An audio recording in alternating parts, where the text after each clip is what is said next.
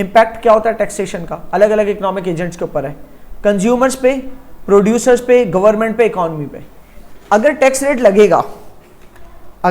लगेगा तो कंज्यूमर जो है जिस तरह का, चाहे डायरेक्ट टैक्स हो या इनडायरेक्ट टैक्स हो, तो इनडायरेक्ट टैक्स उनको हर्ट करेगा, एक्सपेंसिव हो जाएगी ना चीजें कंज्यूमर को।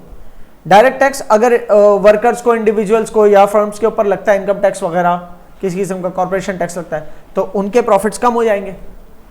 गवर्नमेंट को फायदा है टैक्स से, गवर्नमेंट का रेवेन्यू बढ़ेगा। गवर्नमेंट को नुकसान भी, अगर टैक्स रेट हाई लगा दिए तो लोग हो सकता है भाग जाए कंपनीज वगैरह। इकोनॉमी को ओवरऑल बेनिफिट है टैक्स कलेक्ट होने से, वो रीस्पेंड हो सकता है उन जगहों पे जहां पर मार्केट फेल हो रही है, जहां लोगों तक एसेंशियल गुड्स एंड सर्विसेज नहीं पहुंच रहे, जहां पर नेगेटिव एक्सटर्नैलिटीज हैं, जहां जिस सेक्टर को बूस्ट करने की जरूरत है वहां तक नहीं पहुंच पा रहे। गवर्नमेंट के सर पे नेशनल डेट है बहुत सारा, वो नहीं उतार पा रही, तो वो टैक्स कलेक्शन से होगा। तो गवर्नमेंट के सर पे जितनी सारी स्पेंडिंग गवर्नमेंट ने करनी है वो सब टैक्सेस से ही उतरनी है। ठीक है, तो सबके ऊपर कोई ना कोई इंपैक्ट है, पॉजिटिव नेगेटिव दोनों हो सकते हैं। तो positive impacts of taxation, negative impacts of tax. अब कंज्यूमर्स को नेगेटिव इंपैक्ट क्या है टैक्सेशन का, कि उनके सर पे टैक्सेस लग जाएंगे, इनडायरेक्ट टैक्सेस, तो वो महंगी हो जाएगी चीज। लेकिन पॉजिटिव इंपैक्ट क्या है, पॉजिटिव इंपैक्ट है रीडिस्ट्रीब्यूशन ऑफ वेल्थ। वो कंज्यूमर जो कि कंज्यूम ही नहीं कर पा रहे थे कल तक कुछ, तो कहीं और से टैक्स कलेक्ट गवर्नमेंट ने करके ऐसी जगह health sector, basic necessities, education, food, और ये गवर्नमेंट ने अगर सब्सिडाइज्ड रेट पे, लो रेट्स पे या फ्री फराम की, तो ये वो वाले कंज्यूमर्स को फायदा हो गया ना, जो कल तक बेचारे डिमांड ही नहीं कर पा रहे थे। विलिंगनेस तो थी, नीड तो थी उनकी, लेकिन अफोर्डेबिलिटी नहीं थी उनकी, तो अब वो ले पा रहे हैं। तो इसी तरीके से प्रोड्यूसर जो है उनको भी फायदे नुकसान बहुत है। ठीक है ना, प्रोड्यूसर्स को एक फायदा ये कि इंफ्रास्ट्रक्चर वगैरह मिल गया, गवर्नमेंट ने टैक्स कलेक्ट किया तो टैक्स स्पेंड भी तो किया ना गवर्नमेंट ने, तो इंफ्रास्ट्रक्चर मिल गया, तो प्रोड्यूसर्स के लिए प्रोड्यूस करना आसान हो गया। क्लियर, सब्सिडीज मिल सकते प्रोड्यूसर्स को सब्सिडाइज्ड रेट्स के ऊपर, क्यों टैक्सेशन से ही देगी ना गवर्नमेंट सब्सिडीज वगैरह। बहरहाल तो ये कॉलम जो है फायदे, टैक्स कलेक्ट होने के बाद स्पेंड होते हैं तो ये फायदे, और टैक्स कलेक्शन के वक्त जो नुकसान होते हैं। सही, टैक्सेस से इकोनॉमी में डेड वेट लॉस आता है। सही है, वो इस वजह से कि इकोनॉमी को अगर एज इट इज छोड़ दिया जाता, सही ना, इकोनॉमी को अगर ऑन इट्स ओन छोड़ दिया जाता तो इकोनॉमी का इक्विलिब्रियम पॉइंट ये होना था। ठीक है, लेकिन टैक्स रेट लगा दिया आपने, कहा नहीं, गवर्नमेंट ने कहा कि नहीं, अगर 35 वाली चीज है, जो 35 वाली चीज है ना यहाँ, ठीक है, वो 42 में बिकेगी, तो इसकी वजह से डिमांड सिर्फ इतनी हुई।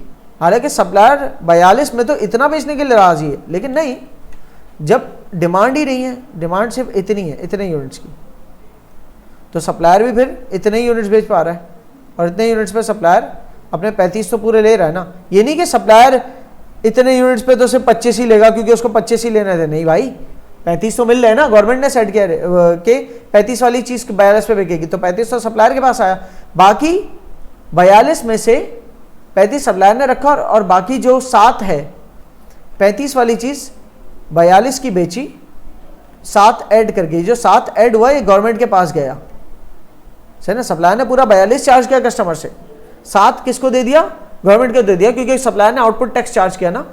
सही, तो ये इससे क्या हुआ, इकोनॉमिक एक्टिविटी पीछे शिफ्ट हो गई। सही है, इससे क्या हुआ आपकी, ओके, इससे इकोनॉमिक एक्टिविटी आपकी पीछे शिफ्ट हो गई। लेकिन इसके अंदर जो है ना, आप, मैंने डिमांड साइड वाली वो बात मिसाल दे दी है, सप्लायर, ये जो ग्राफ है सप्लायर साइड वाला है, ठीक है ना। तो आप ये कर लो कि आपकी सप्लाई बैकवर्ड शिफ्ट हो गई। सही है, अगर ऐसा होता है कि मिसाल के तौर पर सप्लायर 42 चार्ज करके उसमें से 35 दे रहा है, 35 रख रहा है और 7 दे रहा है गवर्नमेंट को, तो सप्लायर के पास बच नहीं रहा। हालांकि यहाँ पर ये नहीं होना चाहिए था, सप्लाई को बैकवर्ड शिफ्ट नहीं होना चाहिए था, डिमांड कर्व जो है ना एक्चुअली उसका ये शिफ्ट है। पर बहरहाल आपको यहाँ पर ये बात बताने ज़रूरी नहीं थी, बताना ये ज़रूरी था कि डेड वेट लॉस क्रिएट होता है। पिछली बातों को भूल जाओ, इनफैक्ट काट भी देना, जब टैक्स लगता है तो किसी किस्म का डेड वेट लॉस क्रिएट होता है।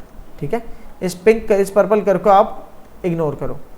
ठीक है, टैक्स लगा तो टैक्स लगने से 42 पे चली गए, 35 वाली चीज़ जब 42 पे चली गई तो डिमांड जो है 42 रुपये में, $42 की चीज़ की कितनी थी, 180 यूनिट। हालांकि इकोनॉमी यहाँ पर ऑपरेट हो सकती थी।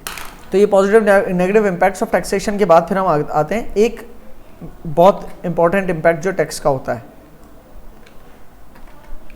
वो ये कि आपका सप्लायर भाग सकता है।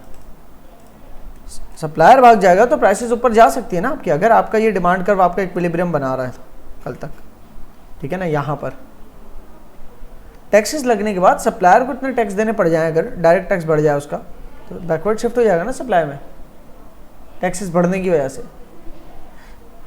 बैकवर्ड जब शिफ्ट हो जाएगा उसका, ठीक है ना, तो बैकवर्ड शिफ्ट या अपवर्ड शिफ्ट होने की वजह से अब ज्यादा प्राइसेस पे कम क्वांटिटीज। सही है, वाई? बिकॉज उनका लेफ्ट ओवर बच नहीं रहा ज्यादा। सही है। इम्पैक्ट ऑफ डायरेक्ट टैक्सेस का क्या इम्पैक्ट होता है, इम्पैक्ट ऑफ इनडायरेक्ट टैक्सेस, ये सब पीछे से चलता चला के एक ही फ्लो के अंदर करते जाओगे। अब ये सब हम ऑलरेडी कर चुके हैं।